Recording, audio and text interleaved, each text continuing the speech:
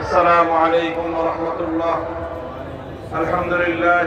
স্বৈরাচারী ফ্যাসিবাদী যুগের লেডি ফেরাউন হাসিনা শাহীকে উৎখাত করে দিয়ে এদেশের মানুষকে মুক্ত বাতাসে নিঃশ্বাস গ্রহণ করার সুযোগ করে দিয়েছেন। আল্লাহুম্মা লাকাল হামদু ওয়া লাকাশ শুকর। এরপরে আমি আজকের এই গণসমাবেশে দাঁড়িয়ে শ্রদ্ধা করে স্মরণ করছি ওই সকল বীর শহীদদেরকে।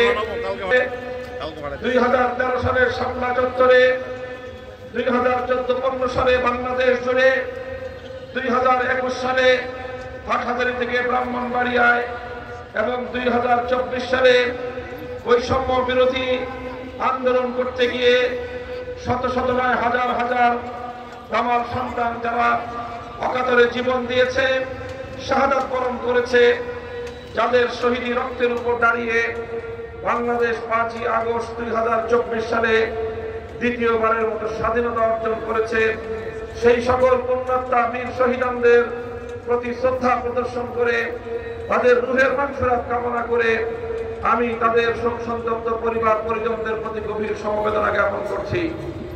সংগ্রামী সাথী ও বন্ধুগণ, বাংলাদেশে 2024 সালের এই আগস্ট বিপ্লব এটি আমাদেরকে বাংলাদেশের মুসলমানদের এই দেশবাসীর দীর্ঘ অতীত সংগ্রামের ইতিহাসকে স্মরণ করিয়ে দেয়। আমরা দীর্ঘ সংগ্রামের মধ্য দিয়ে এই বাংলাদেশের মানচিত্র এবং তার পতাকা অর্জন করেছি। এই জন্য আমাদেরকে তিনটি আধিপত্যবাদ বিরোধী শক্তির বিরুদ্ধে আমাদেরকে লড়াই করতে হয়েছে। 190 বছর পর্যন্ত লড়তে হয়েছে সাম্রাজ্যবাদী ব্রিটিশের বিরুদ্ধে। দীর্ঘ সংগ্রাম করতে হয়েছে আমাদেরকে পশ্চিমবঙ্গের সাম্রাজ্যবাদী আধিপত্যবাদী পূর্ববঙ্গের মুসলমানদের স্বার্থ বিনাশী পশ্চিমবঙ্গের দাদাবাবুদের বিরুদ্ধে। রবীন্দ্রনাথ ঠাকুরদের নেতৃত্বে যারা এই পূর্ববঙ্গ এবং ঢাকা এবং মুসলমানদের উত্থানকে ঠেকিয়ে দেওয়ার জন্য সহিংস আন্দোলন করে বঙ্গভঙ্গকে রদ করে দিয়েছিল, সেই সন্ত্রাসী উগ্রবাদীদের বিরুদ্ধে লড়াই করে এই বাংলাদেশকে আজকের পর্যায়ে এসে দাঁড়াতে হয়েছে। সর্বশেষ 24 বছর পর্যন্ত পশ্চিম পাকিস্তানি খান পাঠানদের আধিপত্যবাদের বিরুদ্ধে লড়াই করে 1971 সালের মুক্তি সংগ্রামের মধ্য দিয়ে বিশ্ব দরবারে স্বাধীন বাংলাদেশ হিসেবে রাষ্ট্রের অভ্যুদয় ঘটেছিল। সংগ্রামী সাথী ও বন্ধুগণ, 190 বছরের ব্রিটিশ সাম্রাজ্যবাদী বিরোধী লড়াই, দীর্ঘ পশ্চিমবঙ্গের সেই দাদাবাবুদের বিরুদ্ধে লড়াই, দীর্ঘ দিনের পশ্চিম পাকিস্তানের খান পাঠানদের বিরুদ্ধে লড়াই, প্রতিটি সংগ্রাম এবং লড়াইয়ের মধ্য দিয়েই বাংলাদেশকে আজ নিজের পায়ে এই বিশ্বমঞ্চে এসে দাঁড়াতে হয়েছে। সংগ্রামী সাথী ও বন্ধুগণ, কিন্তু অত্যন্ত দুঃখ এবং পরিতাপের বিষয়, প্রতিটি বিজয়ের পর, প্রতিটি সংগ্রামের পর বাংলাদেশের মানুষকে একটি দুঃখজনক পরিণতির শিকার হতে হয়েছে, আর সেটি হলো বারবার আমাদেরকে বঞ্চনার শিকার হতে হয়েছে। আমরা 1947 সালে ব্রিটিশকে বিতাড়িত করে যখন এই স্বাধীনতা অর্জন করা হয়, সেই স্বাধীনতার কথা ছিল ঐতিহাসিক লাহোর প্রস্তাবের মাধ্যমে বাংলাদেশের অবিসংবাদিত রাজনৈতিক নেতা শেরে বাংলা একে ফজলুল হক বলেছিলেন, মুসলিম সংখ্যাগরিষ্ঠ এলাকাগুলোতে ইন্ডিপেন্ডেন্স মুসলিম স্টেটস হবে, সেখানে স্বাধীন একাধিক মুসলিম রাষ্ট্র গঠিত হবে, যেই মুসলিম রাষ্ট্রগুলোতে ইসলামী শাসন ব্যবস্থা প্রতিষ্ঠিত হবে, আল্লাহর কোরআনের আইন বাস্তবায়িত হবে। কিন্তু দুঃখজনক ভাবে 47 সালে যখন দেশ বিভাগ হলো, তখন যে কোনো পর্যায়ে হোক এই ভৌগোলিক এত দূরত্ব রেখে পশ্চিম পাকিস্তান এবং পূর্ব পাকিস্তানকে এক সূত্রে একটি রাষ্ট্রে গঠন করে দিয়ে এক রাষ্ট্রে গঠিত করে দিয়ে বাংলাদেশের স্বাধীনতাকে বিলম্বিত করা হয়েছে এবং অযৌক্তিকভাবে এত দূরবর্তী দুটি ভৌগোলিক স্থানকে একটি রাষ্ট্রের মাধ্যমে স্বাধীনতা দিয়ে মূলত মুসলিম রাষ্ট্রের গোড়ায় গলদ রেখে রাষ্ট্র গঠন করবার আন্তর্জাতিক ষড়যন্ত্র চালানো হয়েছিল।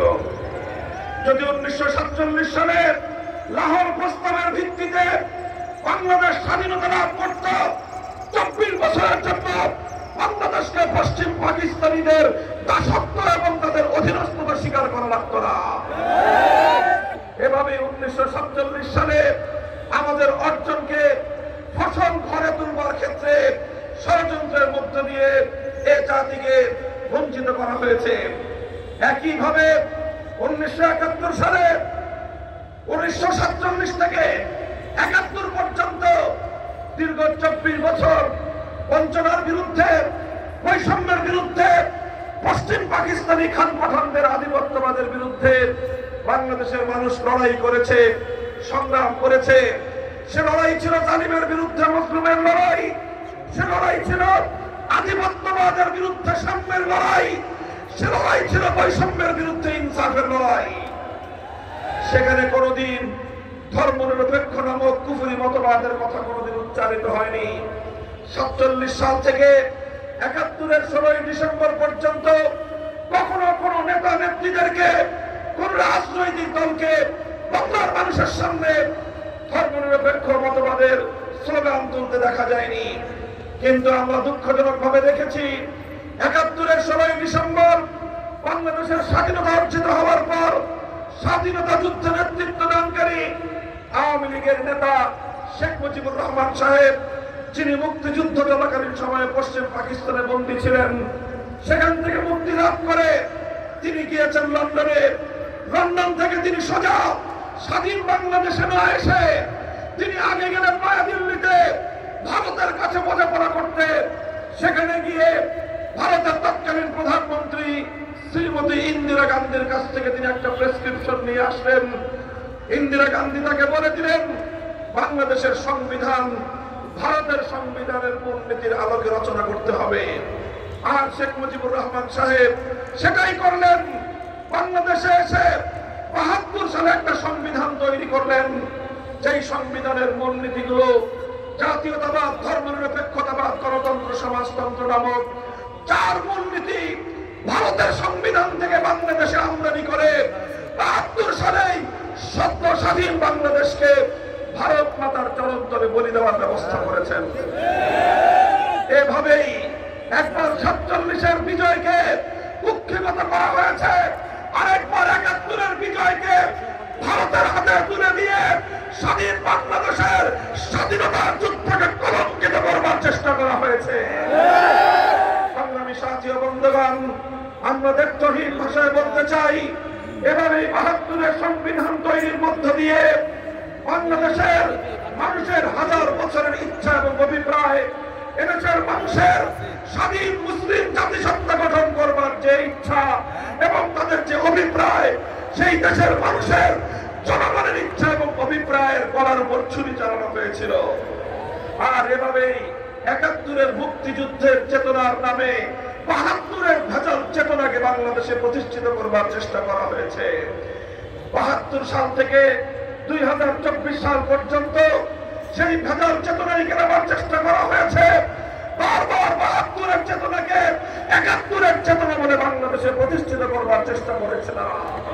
সংগ্রামী সাথী ও বন্ধুগণ, 75 সালে শেখ মুজিবুর রহমান সাহেব 72-এর জাতির সঙ্গে বিশ্বাসঘাতকতার নির্মম পরিণাম তাকে ভোগ করতে হয়েছে। একটি সেনা অভ্যুত্থানের মধ্য দিয়ে তিনি নিহত হয়েছেন। আর নিহত হওয়ার পর তার কন্যা শেখ হাসিনা আন্তর্জাতিক গণমাধ্যমে তিনি বলেছিলেন যে জাতি তার বাবাকে হত্যা করেছে, তিনি সেই জাতির কাছ থেকে প্রতিশোধ গ্রহণ করবেন। এরপর 50 বছর পর্যন্ত শেখ হাসিনা বাংলাদেশকে নিয়ে রাজনীতি করেছে। শেখ হাসিনার রাজনীতি ছিল 2টি মূলনীতির উপর ভিত্তি করে। তার রাজনীতির প্রথম নীতি ছিল, প্রথম মূলনীতি ছিল শেখ হাসিনার রাজনীতির প্রতিশোধের রাজনীতি।